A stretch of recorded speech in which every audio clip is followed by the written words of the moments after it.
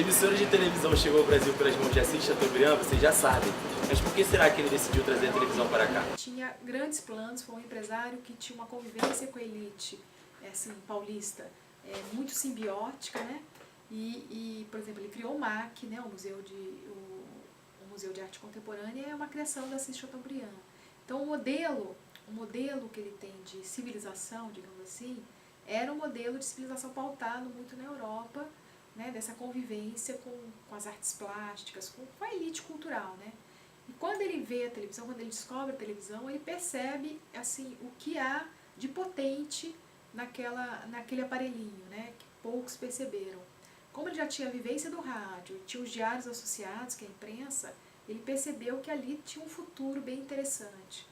E ele briga para trazer a televisão ao Brasil, né? Em 1950 consegue, muito custo, só que ele consegue colocando corpo e alma. O único problema é que não existiam aparelhos de televisão no Brasil em 1950. Assis Chateaubriand então manda importar dos Estados Unidos televisões com o dinheiro do seu próprio bolso e espalha nas praças de São Paulo. Tudo isso para que todos possam ver a estreia da TV Tupi em 18 de setembro de 1950. Mas nada foi tão simples quanto parece ser. A importação de eletrônicos naquela época gerava grande burocracia, o que atrasaria a chegada dos televisores em solo nacional. O que Assis Chateaubriand, diante dessa situação, resolve então fazer? Contrabandear os aparelhos, mandando um deles diretamente para a casa do presidente Dutra e o restante ele espalhou na cidade de São Paulo, começando então a história da TV brasileira. A primeira transmissão da Rádio Tupi foi durante a festa de inauguração. Até aí tudo bem, mas não havia programação para o dia seguinte. Além disso, toda a equipe vinha do rádio.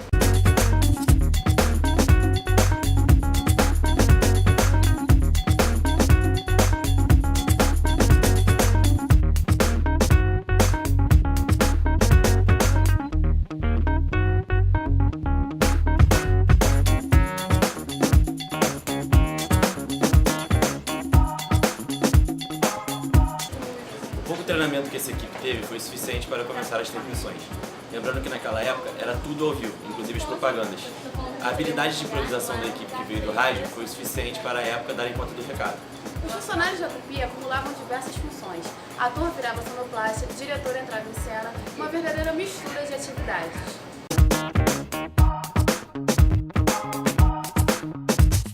Acostumados com rádio, os atores gritavam muito em cena, assustando os telespectadores. Naquela época, a TV Tupi era uma verdadeira escola. Eu acho que a gente tem que pensar a televisão, do início da televisão, com toda a herança que vem do rádio, do teatro. E o fato dela não ser ao vivo, dela ser ao vivo, não ter videotape. Até a chegada do videotape, ela era toda ao vivo, inclusive os comerciais eram ao vivo.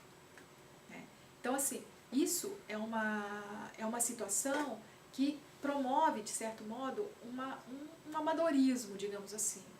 Né? Você traz para a televisão toda a forma de gestão que você tinha no teatro e que tinha no rádio. Que não era, sabe, que não era uma gestão de grandes empresas, como a gente começa. Para a transmissão da inauguração de Brasília, em 21 de abril de 1960, a TV Tupi e a Força Aérea Brasileira fizeram um enorme esforço para que isso pudesse acontecer, visto que na época não havia satélites e Brasília ficou uma longa distância de São Paulo. O esforço da Tupi e da FAB foi tão grande que 3 aviões da Força Aérea sobrevoavam o céu de São Paulo e Brasília para que as imagens fossem transmitidas de um avião para o outro e finalmente chegassem à antena receptora de São Paulo. No fim, tudo deu certo e todos os paulistas puderam ver a inauguração da capital.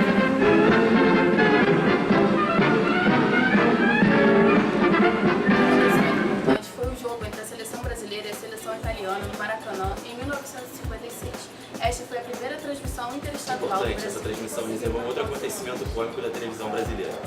Para que o sinal pudesse ser repassado para São Paulo, 3 novas antenas tiveram que ser construídas de última hora.